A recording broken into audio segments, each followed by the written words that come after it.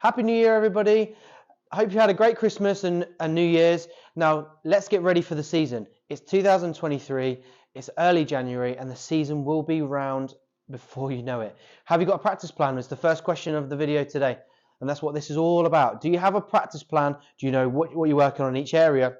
And do you know how much time a week you're going to practice? We all like New Year's resolutions. Can we stick to them? Have you got a goal for one? Are you going to practice a set amount a week? Get ready for the season. What is your plan?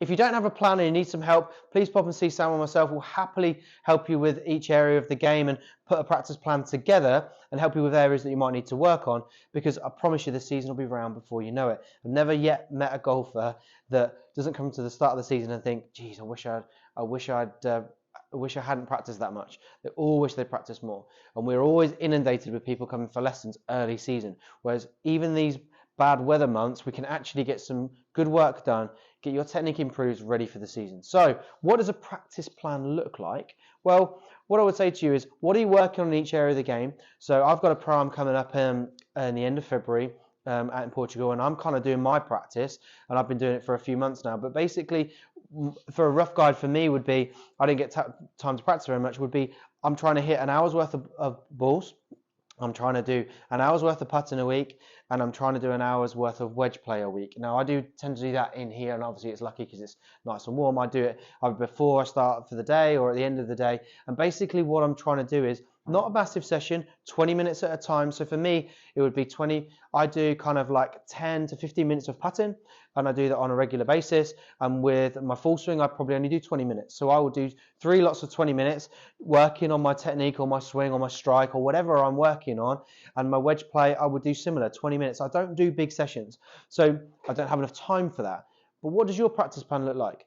I set a plan and I try and stick to it, so therefore I kind of can judge myself on it. And if I don't achieve it this week, I would then add those hours to the following week. And the reason I do that is because I want to know I need to get those 3 hours of practice in a week. And if I don't achieve them, I'm not going to feel ready when it comes to my tournaments.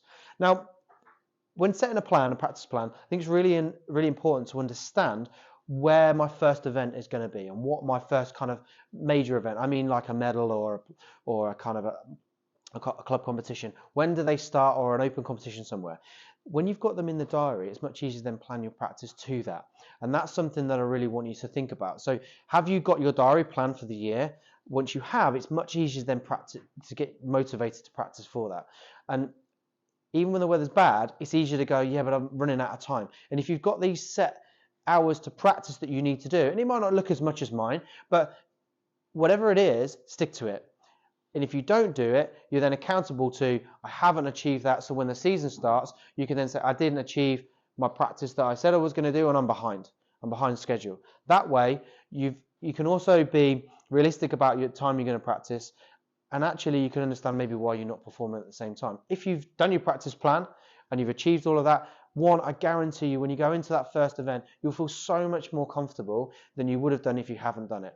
Okay, and that's something that's really, really important. Now, also in a practice plan is course time. You know, when you come to play for the first event of the season, how much course time would you need to feel comfortable on the golf course? Because if you've only practiced and you haven't played on the golf course, and then you pitch up in your competition. So for me, if I haven't played golf and I pitch up in Portugal for this pro-am and I haven't played golf at all on the golf course, I'm going to feel rusty, because no matter how good my swing or my strike with a ball might be, how good my putting might feel, if I haven't hit some lag putts on a putting green, if I haven't played on a golf course and judged the wind and seen how far the ball's flowing and the uneven lies, I'm still going to feel a little bit uncomfortable. Even if it's that tee shot, you know, when you kind of got those tree-lined holes and you have to see a shot, without that and the wind as well, if you haven't done that, you definitely feel a little bit rusty. And it's those mental skills on a golf course, making the right decisions, that often are the separator between being physically ready and actually being tournament ready. So if you need some help with a practice plan, you know where we are. We're happily to help. But let's use this time. We've got January, February, March, and the season's going to be right around the corner before you know it. Let's set a practice plan. If you need any help at all, come and see us. And let's make 2023 the best year yet.